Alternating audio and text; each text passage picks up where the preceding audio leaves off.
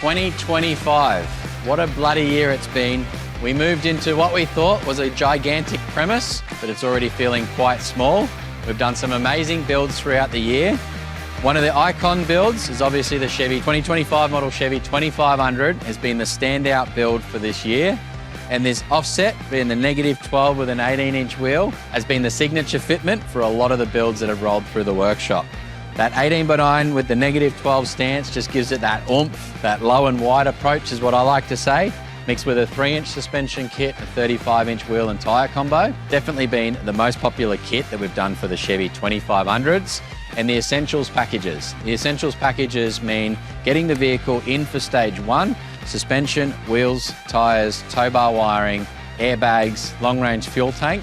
That vehicle is ready to travel around Australia. One of the most exciting things that's happened has just happened recently, which is the new 6th Gen Ram 2500 model has landed here in Australia. We were lucky enough to get our hands on one of the first 3 Ram Trucks Australia themselves. We're looking forward to building this one up.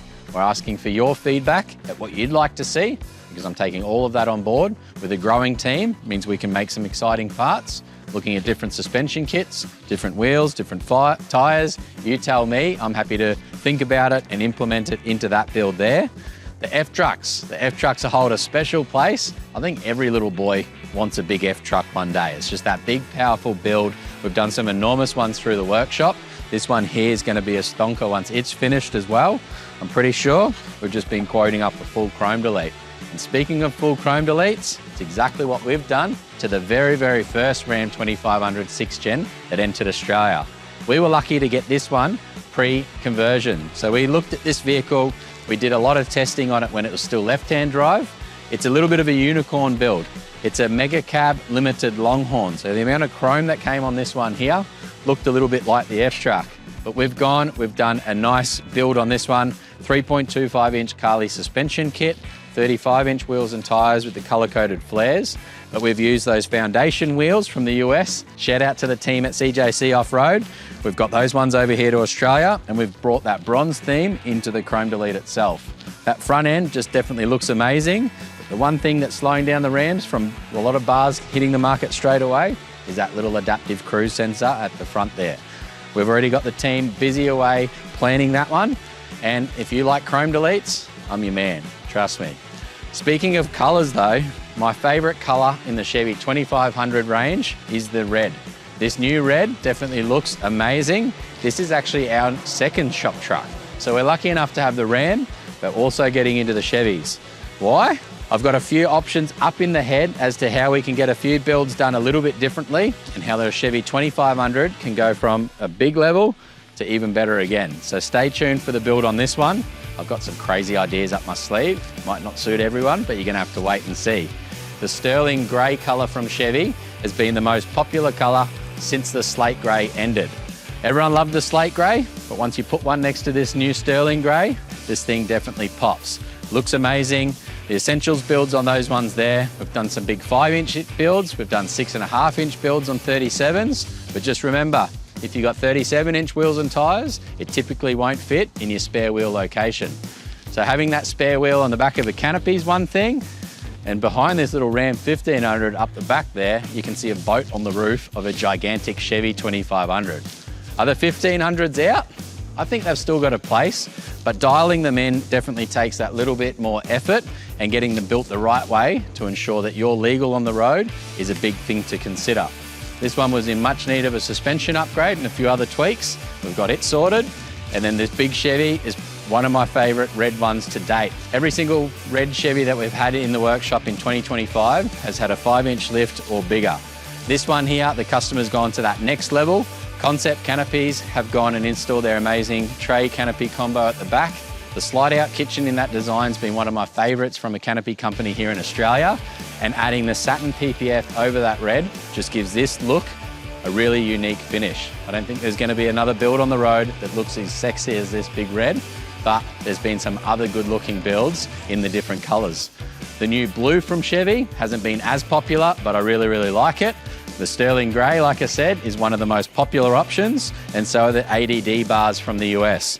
Addictive Desert Design bars, you may have seen it on the Trip in a Van build. and that trip in a van build has been enormous. That team got into a Chevy, out of a Land Cruiser, and I don't think they're regretting it. They might say something different in the comments below, but I think Justin and Beck are loving the new Chevy 2500. Towing with the big Chevy has been a dream. They've got the ADD front bar with the KC lights on the front, but just remember, we can do all different lighting options to suit your needs, your wants, your budget. And then we've also got our little number plate flipper, 15K winch under that one there. If you don't want the winch, we can install that in a stage 2 because we're all about building the vehicles the way that you need them. The trusty work van was bought before we even had an ABN for Big Dog a few years back. And Queen G, sadly, it's about to leave the stable. So this one's going. We've got the Ram 2500, the Chevy 2500, but the memories made in Queen G so far, it's definitely been one for the storybook. Never been off-road, some may say, but let's face it, that thing's had a good life from day one. It's definitely taken us to some places. The V8 with the 6.2 litre and the Chevy 1500 sounds amazing, and I love that sand dune colour. Main reason why I bought it was because it was something different, and it's definitely taken us to some places. We've filmed some good trips in that one there, and for those that are asking about that video, you're probably going to have to wait. Hopefully you sit on the couch one day and you see it on a TV show somewhere. Now let's get into the workshop, continue this chat, because 2025, it's been such a year that 2026, are we going to need a bigger shed or are we going to have to go up? You tell me. For those that have followed all year in 2025, this one was actually shot, I believe, 2024. 79 litres back in, a few little tweaks, but it definitely looks the part and it sounds even better. But come over here because it's all been about the new shed. Those that have been following since day one in this new workshop, I shout out to you. I literally sat in a desk inside with the D-Max out the front with Starlink on it. That was the internet while we designed the layout of the workshop itself and not slowing down on any builds. So the end of 24 was massive. The start of 25 was even bigger. Cam literally moved into this shed with his swag in tow, sat right over there, and we build designed it as we worked in it. The efficiency that this shed has brought us has been astronomical. Shout out to all of the staff here at Big Dog Builds for putting in such an effort throughout the year and getting a lot of builds through this workshop in 2025. I still haven't done the full count, to be honest, but we've got Joshy busy over here in the parts warehouse. Every single part that's come into the inventory system has been stickered red. The stickers then turn green, and that's when they're allocated to a customer. The customer name goes on there, the rough due date into the workshop itself, and as you can see, the amount of inventory that we've got here, but the scary thing is, most of it is sold to you great, amazing customers for builds to come. So that sticker turns green, the builds come into the workshop, but before the build comes into the workshop, the shed efficiency is down to how we plan out the builds themselves. We've got our little trolleys that we build with suspension kits. We do a lot of pre-staging when it comes to 12-volt work. And then once the vehicles hit over to the suspension bays, the 12-volt bays, they're ready to go. The amount of time saved from good prep work has meant that the suspension fitters can do their thing. They don't have to be unboxing suspension parts. They've got it all nice and laid out on a trolley, ready to go. I'll have to up someone tomorrow for leaving that out tonight. Doesn't look pretty enough. We've got vacuum cleaners to scrub down that trolley because let's face it, you don't want metal swarf scratching the nice new suspension equipment. And out in the wash bay, we've got the blast equipment out there ready to wash every single vehicle. And this setup over here is a brand new setup in this workshop. So pre-production area, and this is where the team gets stuck into pre-planning things like underbonnet fuse panel setups, which is new for the Chevy 2500 over these last couple months, down to Anderson plug runs to the back of the vehicle. And when the team come in, you've got your big extension leads for your winch cables. You've got Anderson plugs there ready to go, although not many in stock. It's been that type of year that they've really got them all out. The brackets for lights, brackets for roof racks, Starlink brackets for the roof racks has been a thing as well. The Gorilla mount attached to the Big Dog Builds accessory racks, definitely performing really, really well. And the roof rack storage over here, we've got them all lined up for these next few builds hitting the workshop. Simply install the roof rack onto the vehicle with the new Chevy underbonnet fuse panel setup. Means that we can efficiently run all of the wires in the vehicle and simply connect it to the Deutsch plugs at the back of the roof rack. And then the wheels and tyres is another thing. The big struggle in 2024 was good wheel alignments, good tyre fitting, So we invested in some of the best equipment in the world. The Hunter gear for wheel alignments has made things nice and easy and made sure that every single build's come out with the good wheel alignment. But a fun fact that's only just happened recently is the team are actually dialed into that system there and we're reprogramming it to suit Australian conditions. As you know, we drive on the right side of the road over here, the wrong side of the road if you ask any guy in the USA. But because the machine's set up for the US, some of the figures are slightly wrong. So we're going in, we're reprogramming that one there, and it's going to be dialed in, ready to suit Australian spec vehicles over here in Australia. The air conditioners, because let's face it, gets hot. We're in a big shed, but those things have definitely kept the team nice and cool. And the amount of wheels and tyres that we've fit, that's another number. I don't know all the details, but I know it's a lot.